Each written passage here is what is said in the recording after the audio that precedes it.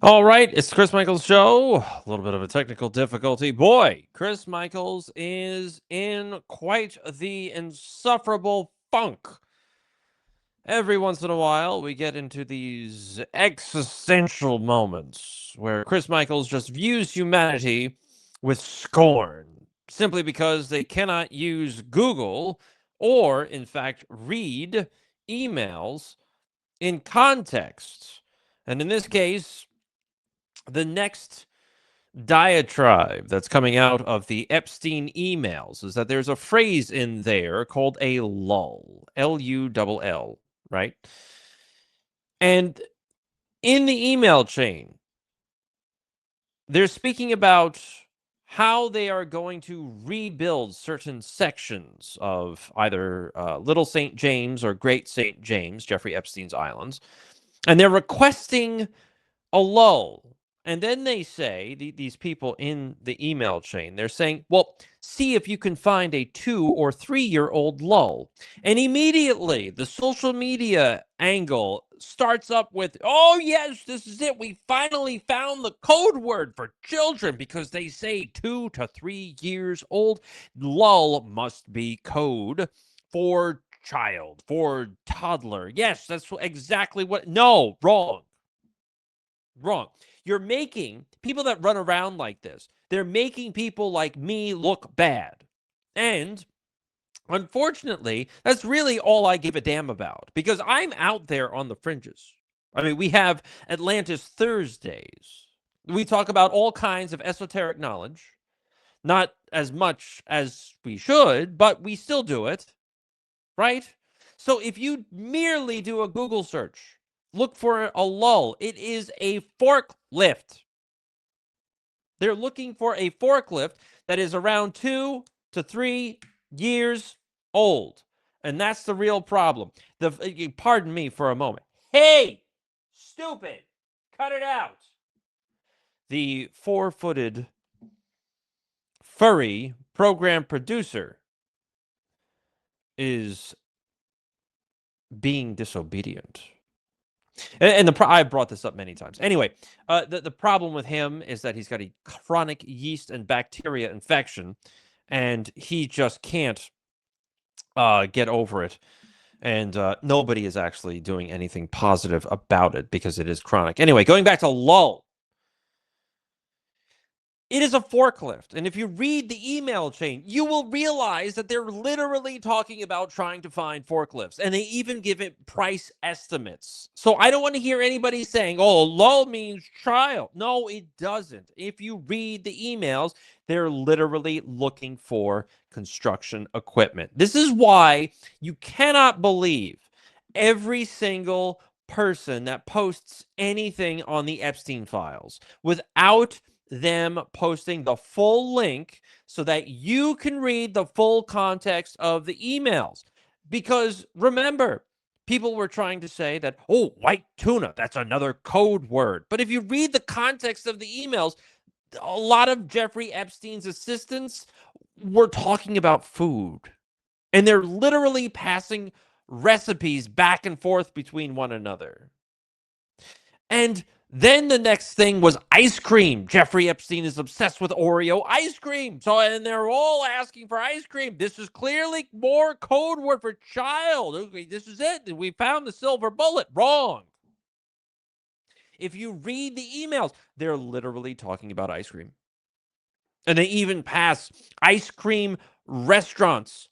And, well, I don't know if an ice cream restaurant could be a thing, but ice cream shops, that's a better phrase. They're literally passing back and forth ice cream shop addresses between one another and Yelp reviews and everything else. Most of these exchanges are taking place between Jeffrey Epstein's assistants. So they're not going to be referencing children. However, I will say this. I can equally buy ice cream being code word for something, but it is not human trafficking. Ice cream is also slang for methamphetamines. And I can completely believe that these people are using all kinds of drugs.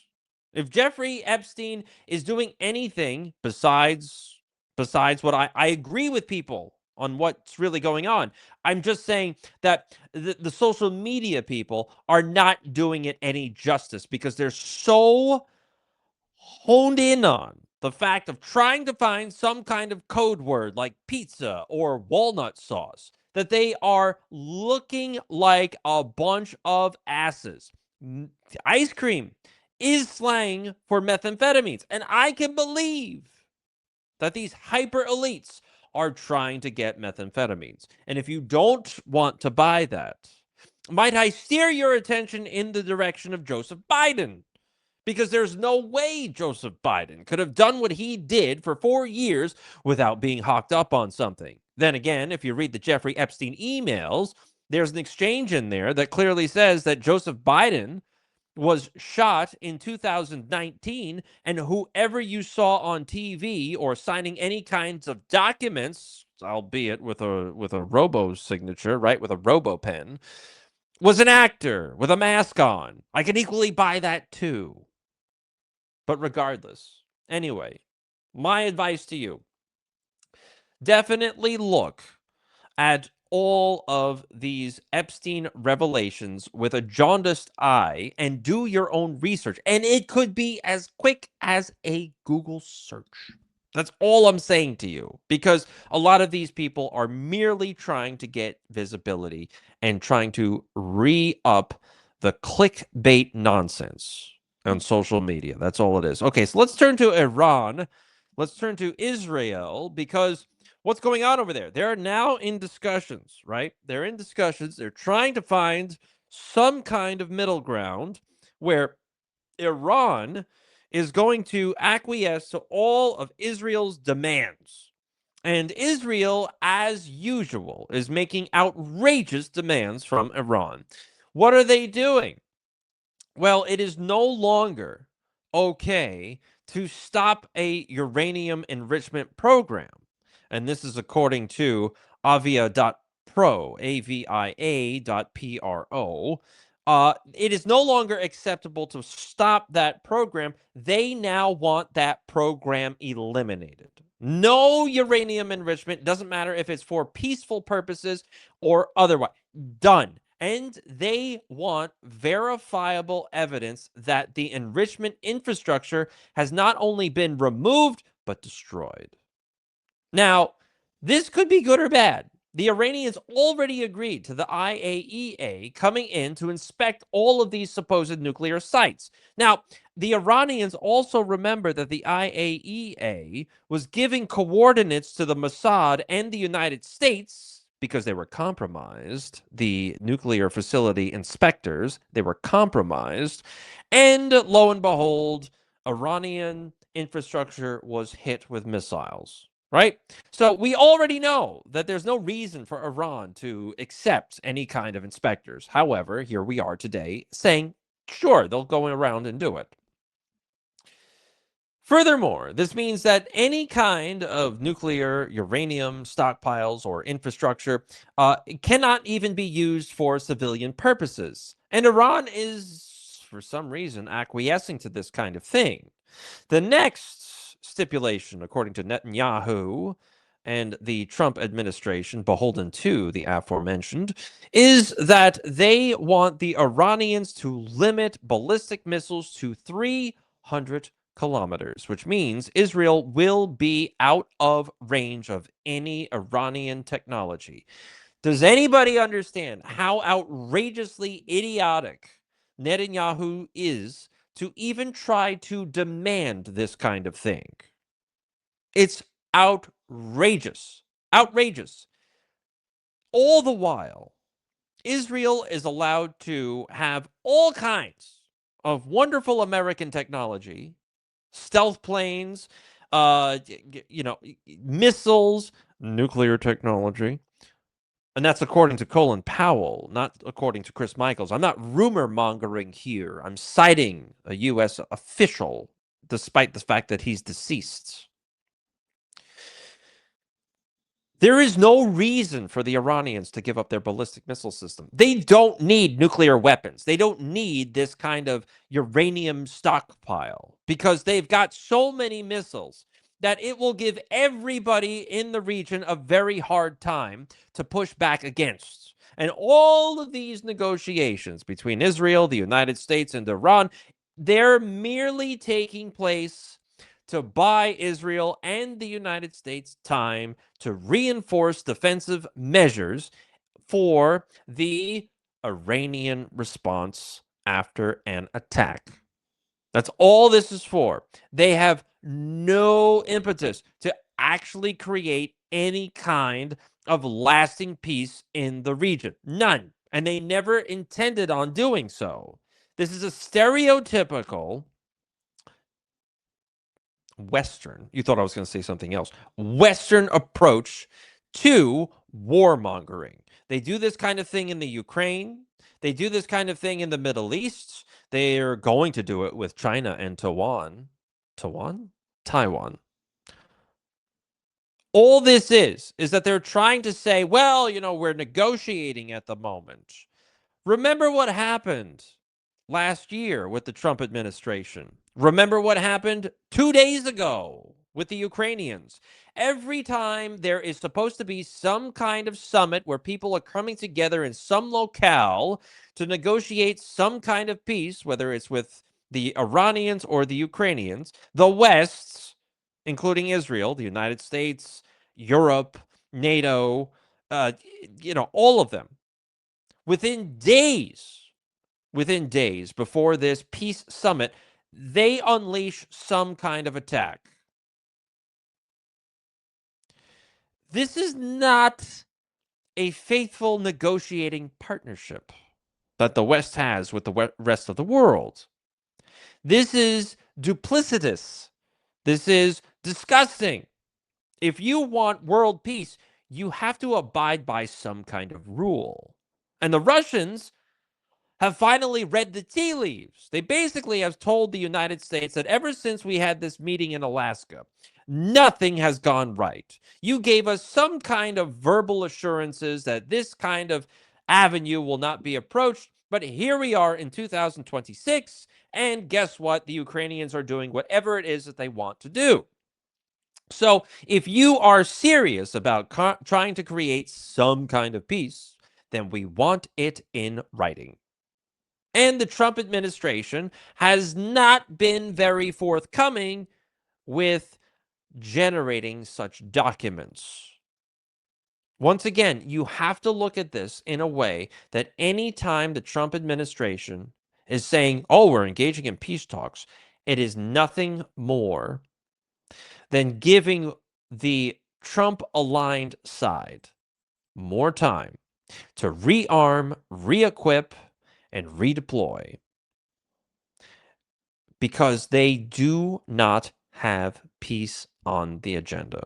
Now, the only saving grace with all of this is that Donald Trump and his administration tend to follow along astrological signs and astrological events. And I don't mean, oh, it's the Big Dipper. No, I mean talking about new moons and eclipses. The Trump administration, at least Donald Trump, I suspect, is very, very sensitive to these kinds of events. So what did we have today on February 17th? We had not only an eclipse, which most of us didn't see. I think it was in Antarctica. You could see it. We had an eclipse, and then we also have a new moon. So during these kinds of events, you're not really supposed to do anything. These are not about manifesting something. This is about reflecting on something. Particularly, eclipses in the Talmud are signs of negativity. And it is a sign to reflect upon one's actions and then say, okay, I was a real dirtbag in this situation. I need to repent in some kind of way. I need to donate. I need to do something with my family. I need to apologize, whatever it is, right? And then a new moon represents rebirth, oddly enough, right? The moon goes as dark as possible. And then once the new moon is complete, you start to see that little fingernail crescent of light. And so it's rebirth. It's also a sign of menstrual cycles. So there is a feminine element to all of this.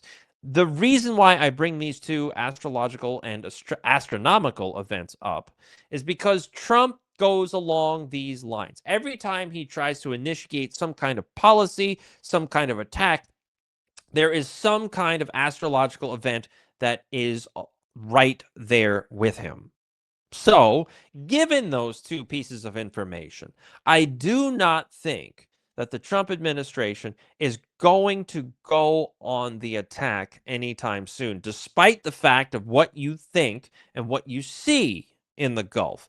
I think they are holding off on a lot of what is going on. And Forbes, and this is another reason why, there's actually a multitude of reasons, not just astrological. Nobody wants to admit, at least in the mainstream media, that the Iranians are far more advanced than anyone wants to admit, right? Not to sound redundant, because they've got hypersonic missiles. And not only do they have regular missiles, the run of the mill missiles, but they've got tens of thousands, if not hundreds of thousands of missiles. Now, the problems for the Iranians is that there are some accounted for Starlink terminals. I thought they had captured everything. It turns out they've only captured about 20% of these Starlink terminals. Now, that means there's around what? 2 times 8 is 100. There's about 650 Starlink terminals in the hands of Mossad, CIA, MI6, and agent provocateurs within Iran, despite the fact that Iran has turned off its internet. So, there's a lot of danger involved with all of this. Russia. Zelensky, coke snorting loser and C-list comedian. He is saying that, well, we need 3 months of complete ceasefire in order for us to hold an election. 3 months, 90 days. Putin has said, well, we'll give you a single day. If you want to hold elections, because you should be able to count all of the votes in a single day, we'll give you 1 day's ceasefire. Everyone goes to the polls and everyone gets the results later that night. Not unreasonable. In fact, it's not even unreasonable to expect that kind of voting timeline and deadline in peacetime, like in the United States. So I'm not quite sure why the United States goes on counting ballots for days, months, weeks at a time. Anyway, Russia, according to Forbes, possesses catastrophic weapons, and the U.S. would be better off preventing their use. This is something that people do not pay attention to. And this is a reporter, or it's actually en.topcore, topcor.ru. This is the article that is citing the Forbes article. Talk about 2 degrees of separation. Now is the time for the U.S. military to ensure that Russia does not launch a nuclear-tipped anti-satellite missile. And the United States must improve their defenses and use all available diplomatic means to de-escalate the standoff between Russia and the U.S. Now, this is written by Professor John Klein, who is the author of the Forbes magazine article. Why are they saying this?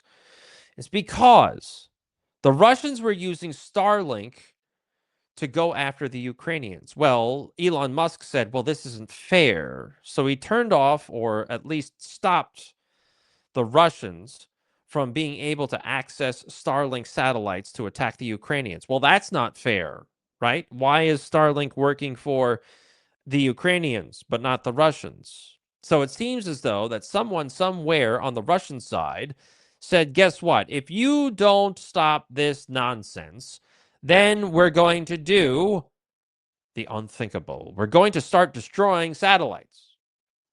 This isn't something that should surprise anybody. I mean, Russia has been pushed and pushed and pushed to the nth degree, and nobody expects any kind of response. Those days are over. Not only are they over on the international stage, but they're also over in the domestic stage in the United States.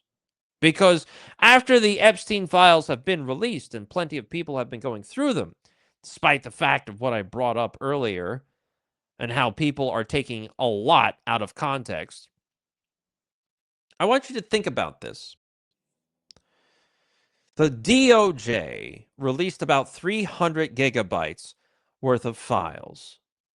Do you know how many files from Epstein that they're holding on to?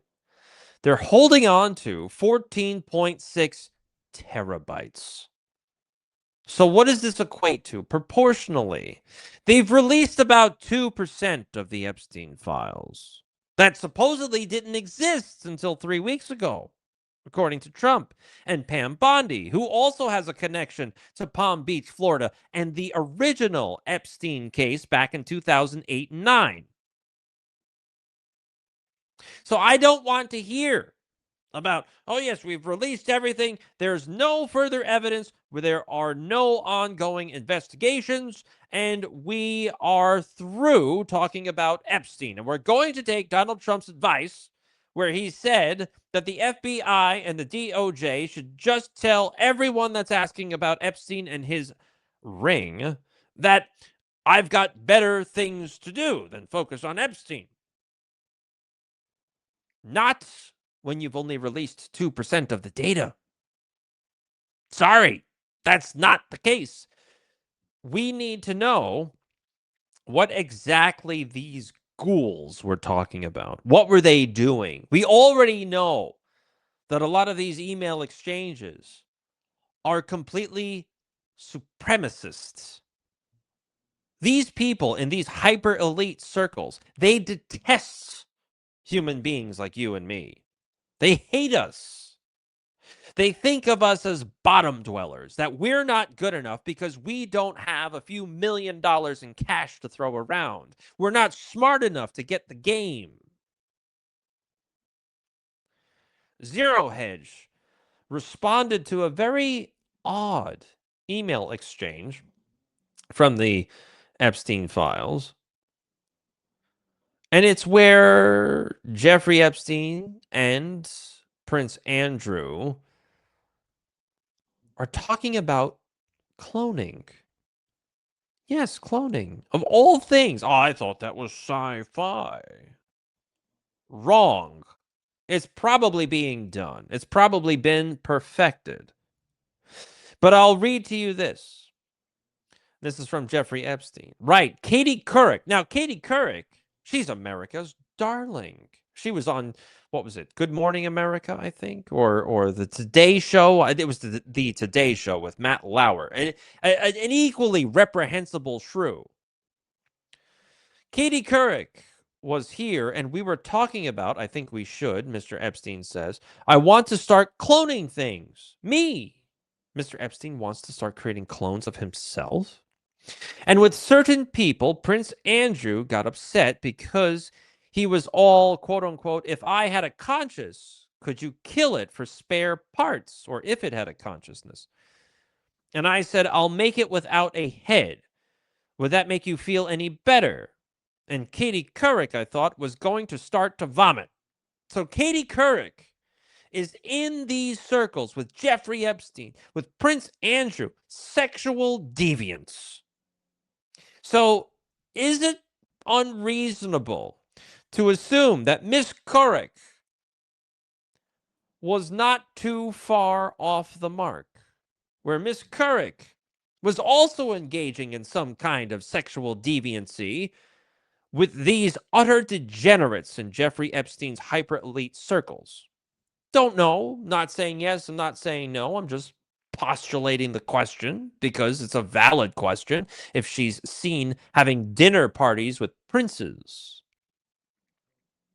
Then there is this exchange between Mr. Epstein and one Martin Nowak. Now, who is Martin Nowak?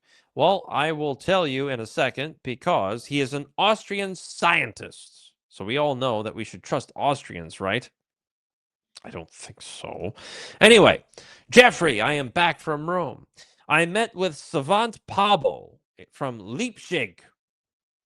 He sequences old bones and got a complete Neanderthal genome. You would like him. He knows Church, which is another individual. The two of them could build, now this is the fun part, a Neanderthal person. Why are you trying to create humanoids that have been left to history? This reminds me of what? It reminds me of Edgar Casey, where he cites Atlantis. I brought this up. If you're a watcher, you know you're not on Spotify. I do a weekly Atlantis show because I can't stand politics every single day. But this reminds me of not only Edgar Casey but also Zulu history. In both of those pieces of mythology, they talk about how there are fleshy golems. They talk about how there are, according to Edgar Casey, he calls them things, where they are created to do the yeoman's work. They are there to create like artisan stuff, you know, working around with steel, smithing, working in the fields, so on. In Zulu mythology, the same kind of beings, they're not called things, but they are fleshy golems, and they're part beast, part human with no soul. But eventually, they do get a soul. They are doing so much human work that it goes so far to say that humans became so lazy after the advent of these things that humans forgot how to chew. And it was up to these fleshy golems to chew the food of the Zulus so that they could swallow the food.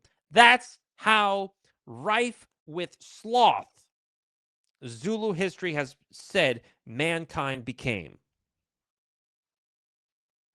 It appears as though that Mr. Epstein is trying to create the same kind of being because once again, if you go through all of these kinds of emails that have gone back and forth, they are hyper obsessed with genealogy. They're hyper obsessed with where your bloodline comes from. They even talk about forcing people to take 23andMe tests if they want to go to certain types of country clubs. I mean, I thought this kind of master race BS stopped back in 1945, but here we are in the 2000s, and we're still being subjected to this kind of nonsense. And unfortunately for everybody, it doesn't appear as though anything is going to change. We're still being forced to endure these kinds of people. They're still in positions of power with politics, with finance. They're still part of the royal family. These people are still ruling over us. These Epstein file releases say to me that what they intended to do was to shove it in our faces that, yes, your suspicions are correct. We're going to release documents that take you right up to the line, but don't reveal anything concrete. There will be no smoking gun for you to go on. And because these individuals are so powerful, we at the DOJ and the FBI, we're going to cover it up. We're never going to release the other 98% of the documents. Because if we did, society as a whole would likely collapse. Because the individuals that are involved in this kind of debauchery are supposed to be the titans of industry that we've in the media, given all kinds of interviews for, flowering and blooming interviews of how wonderful they are and how great of business entrepreneurs these people are. They brought themselves up by the bootstrap. No, it all seems as though they're part of a network. And this network supports them, especially if what they intend to do is something that takes away from mankind, either physically, emotionally, spiritually, or legally. They'll never do it. This was meant to shove it in our faces. Yes, we did these things. Yes, we'll take you right up to the line. No, you will not have any smoking gun evidence. And yes, we will still continue to rule over you. And furthermore, we're going to get away with it. And our children and benefactors, after we die, will continue our legacy. And you will be forced to endure.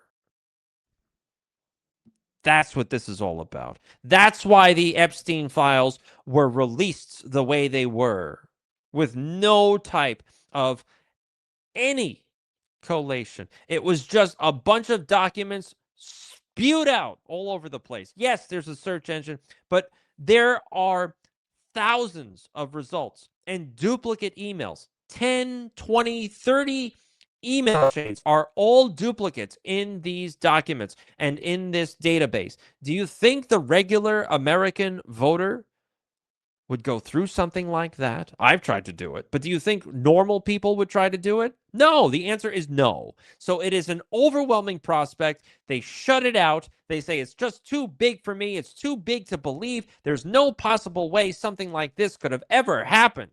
But in reality, it did. So that's going to be what we have to fight back against over the next couple of years, at least throughout the rest of Trump's administration. We need more visibility. But remember also, Trump has promised transparency. He has not promised accountability. That's going to be the Chris Michaels Show. I'll be back as always. A couple of interviews coming up this week and next week. Do not forget to tune in at the beginning of March, where we have Dr. Joseph Farrell coming back. He's always a fantastic guest. And I do wish that everyone finds, likes, and shares me, because I'm a brilliant, lovable fuzzball. And if you're paying attention to someone like myself, you are too. It's the Chris Michaels Show, and I am Chris Michaels.